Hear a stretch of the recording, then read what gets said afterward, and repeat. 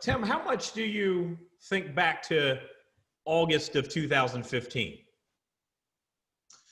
Um, I don't want this to sound like, geeky or anything like that, man, but but when you're having those bad days, man, when you're having days when things just are not going right, you remember that time. And if you were invited to stand on that stage and make the speech that you made, looking at this little bronze thing that looks a lot like you, then something has gone right in your life. And so whatever you did to get here, then let's put that together with business or whatever it may be that you're dealing with that particular time. So I can't say that I'm one of these super cool guys like, oh man, I put the thing away and I never know. I have Bad Boy sitting right up here on the shelf, so I can see him whenever I need to see him. And he got his little cousin, the Heisman, right by him. So I call on them whenever I need them, brother, because there's a lot going on. And these last 5 or 6 months, man, you needed more energy and more creativity to be able to get the things done you want to get done. Drew Pearson obviously has, taken it hard that he hasn't gotten the call to the Hall. You were first eligible in 2010, yet you went in 2015, and now he just got told again that he's, up for, inclusion in next year's class, which would be 2021. What do you say to not specifically Drew, but anyone who doesn't, necessarily feel the process is fair and they should have gotten in and they're still waiting for that moment? The amazing thing about that, man, I thought I had a pretty good chance of getting in at 15. If I didn't get in at 15, it was going to be a long, long wait. So I thought I had a pretty good chance of getting in at 15. And because I thought that, there were times where I was thinking, boy, when this happened, I'm going to tell Keith off, because Keith knew I should have been in there, and he should have been fighting for me, And, I mean, there were times that, Chris should have done this, and Chris, there were times when that opportunity in your head was there.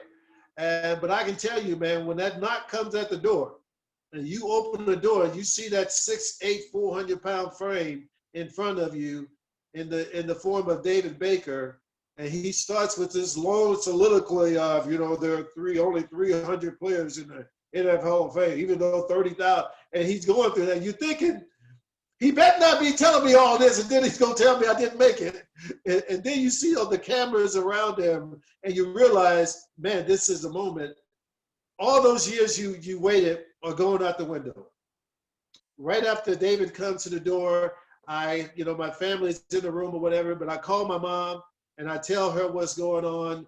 And somebody in the background, because I got the thing on speaker, says, well, you should have gotten in a long time ago. And I was like, yeah, I bought into it. I was like, yeah, you guys are right, whatever.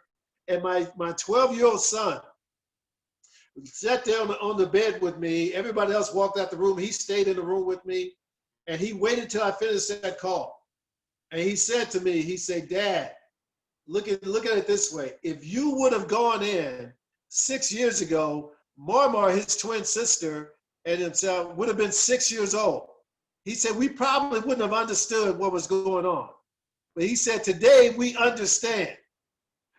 And so, I felt like like the worst dad ever, man. Here I am supposed to be showing good examples. And obviously I didn't show that to my son at that time. But that, to me, if I would have gone in then, it would have meant something to me, but it wouldn't have meant anything to my kids. And that's what this thing is all about. But I think Drew is going to realize the minute he officially is named the NFL Hall of Famer, it will be clear to him why it happened in this year and not 10, 15, and for him, maybe even 20, 25 years ago.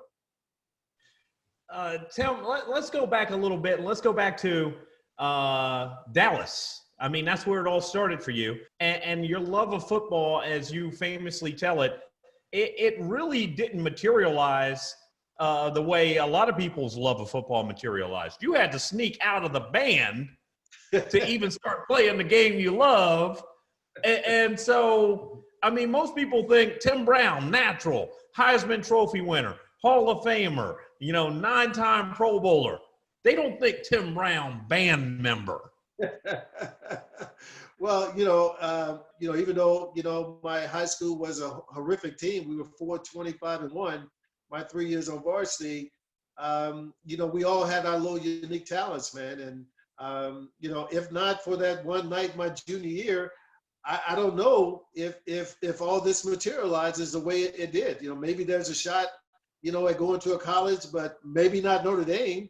I played 27 years of football, and the night I scored 4 touchdowns was the night Notre Dame came to recruit somebody else. And I never scored 4 touchdowns again in 27 years of football. So, so I think when you look at things that way, it was all meant to be. It was that golden plan that I knew nothing about. But the man upstairs certainly had a great plan for me. When you talk about that divine intervention and how things have worked out for you, what testimony is that for young men and women on the high school scene who some of them are thinking, where am I going to go to college? What if my sports season gets canceled? What if I don't get a chance to play another volleyball game or football game or run in another track meet? What's going to happen to me? What testimony does your story provide? Yeah, what I try to tell people, man, is especially young folks, is you don't have a clue what your life is going to be. You think you know what your life is going to be about, but at some point, when God has his hands on you, it's going to be bigger than you could ever dream of. I mean, and that's what you have to realize. And some people are ready for that, and some people can handle that, but other people can't. And I think we've seen great examples of that. So, what I try and tell people, God has you. I'll text that out to kids all the time. God got it. Don't worry about it. Just go do you. Go and study hard. Go and play as hard as you can, and let God work out the rest of it. Because I think if you think I'm the reason that this is happening, and I got control of it, I can make this. Well, that's when we all get off base. Woodrow Wilson High School in Dallas has the distinction of being the only public high school to produce 2 Heisman, yourself and the late, great Davy O'Brien. Sure. But it also is Woodrow Wilson High School, named after the 28th president of the United States. Princeton University, where he was a president of that school, Woodrow Wilson, had the International and Public Affairs school that was named after him. They had it denamed to remove his name due to some of his segregationist viewpoints. Do you think that Woodrow Wilson High School in Dallas should have a name change? The first thing that hit me was how sad I was for myself that I went to a school that had a name like that, and I had no idea of the history of that name. So I was saddened that all the minorities who were there never even brought that up. That was never a topic that came up. And when you look at the totality of the situation at this point, I don't know how you can say Woodrow Wilson and feel good about it at this particular point.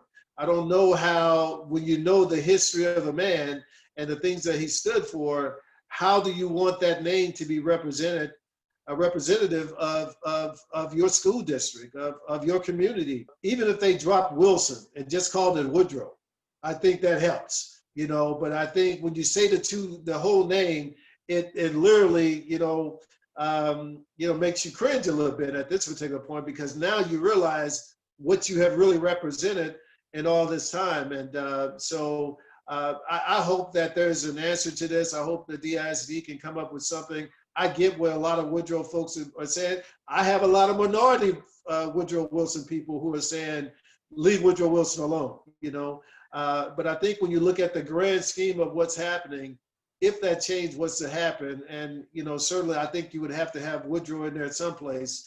I think that would be something that I could get behind. I've heard both sides. I've heard the side of, hey, you know what? That's history. It might not be the most positive history to some, but it's still history. So how can we eradicate history? And then I've heard this side of, I don't want to be affiliated with that history because that is negative history. Can you Yes. understand both sides? And how do you think we as a nation bridge that gap when we have two polarizing sides? Well, I certainly, hear the conversations on both sides, but, if you're saying that, well, it's history and it should stay in history or whatever, then that probably means that you weren't affected by it. You're not the ones who's affected by the comments that were made or the stance that was taken by Woodrow Wilson back in the day. So that's the part where where the division comes in. This should have been something that I should have known, and I take blame for not knowing that. But at the same time, now that we know what the situation is, I don't think we can turn coat and go the other way. I think it has to be addressed. And again, I get the history. I get it. I understand.